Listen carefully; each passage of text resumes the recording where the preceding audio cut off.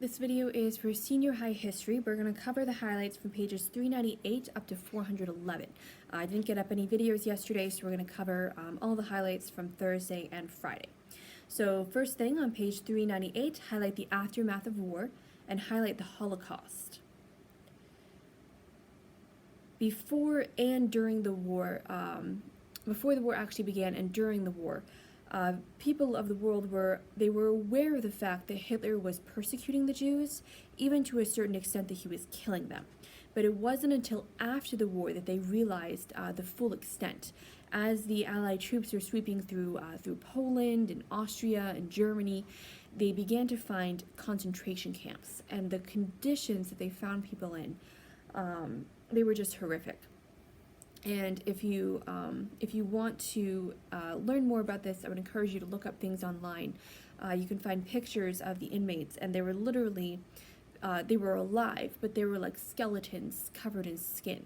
And you can see pretty much every single bone in their bodies, and it's pretty atrocious.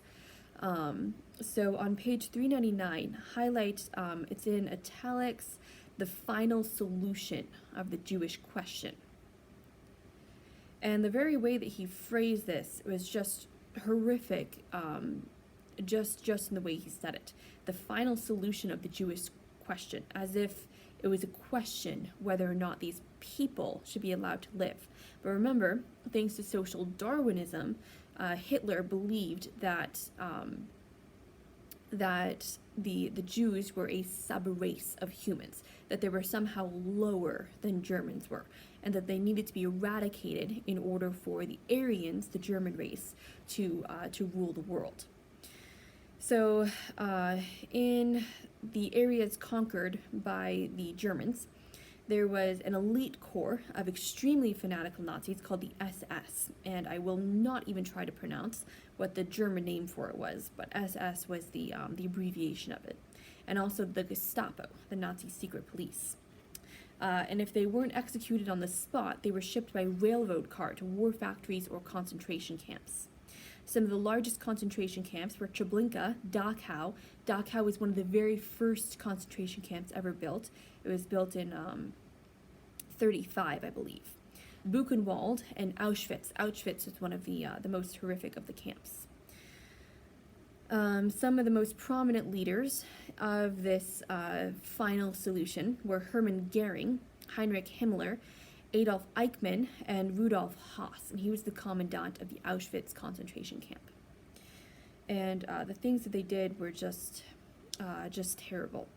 The healthy were sent to work at the factories, or a lot of the times they were the first group sent to the camps had to build the camps with their own hands. So they were stringing barbed wire, they were digging ditches, they were building the own barracks that they were going to live in. The sickly were sent to gas chambers or to laboratories, and they would do just terrible experiments on them. Instead of water in the showers that they said they were being sent to, gas would come out. The corpses would then be pulled out, they'd be stacked into the crematoriums and burned. Highlight that altogether 6 million Jews, as well as Germans, Poles, Russians, Slavs, intellectuals, communists, and Christians were systematically murdered, and highlight that this is remembered today as the Holocaust. Next, highlight the Nuremberg trials. And before we go on, you can see the picture of the slave laborers at Buchenwald. So those are the barracks and the bunks that they had to sleep in. You can see that they were not exactly had mattresses. You can see that they're using their bowls, their dishes, as pillows there. And they were just stacked up like sardines in a can, just squished together in those bunks. You can see how skinny some of those men are. So highlight the Nuremberg trials. And these were a series of trials from 1945 to 1949 where Nazi leaders were put on trial for their war crimes.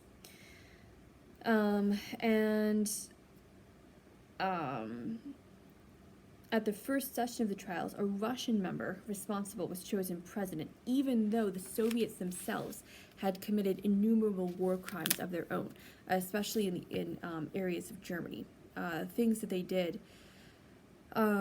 just terrible. According to Nikolai Tolstoy, many of the 20 million Russians killed in World War II were killed by Stalin himself, not even by the Germans. Many Nazis were convicted in these trials, but very few were actually executed or imprisoned. The most shocking fact that emerged from the trials was that many German people had witnessed the Nazis' brutality and had given their tacit approval. They did nothing. And it demonstrated the spiritual and moral bankruptcy of the nation as a whole. Next thing to highlight is the disaster at Yalta. So highlights Churchill and Stalin at Yalta. A little further down, highlight that FDR made several concessions. And FDR wanted to make these concessions. He wanted to be friends with Stalin. He refused to believe that Stalin was committing atrocities, and he didn't think that communism was so bad. Really, all in all, FDR himself was probably a socialist or even a communist himself. He put about many socialist reforms in the United States. There were his New Deal during the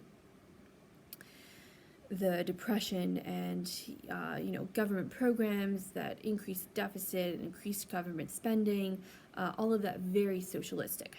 So in all, he was sympathetic to communism, and he made some pretty poor choices here. And Stalin was only too happy to take advantage. So even though Chiang Kai-shek, who was the leader of China, very significant in the Allies, he wasn't even invited to Yalta. And at this conference, part of the betrayals, FDR allowed Stalin to take Manchuria, and that was a part of China. So he just was more than happy to hand over chunks of other countries to the communists. And he allowed them to march in and take the Eastern European countries, and just gave in to pretty much everything that Stalin demanded. So all in all, not very wise choices there on FDR's part. And you can read more about that if you would like to.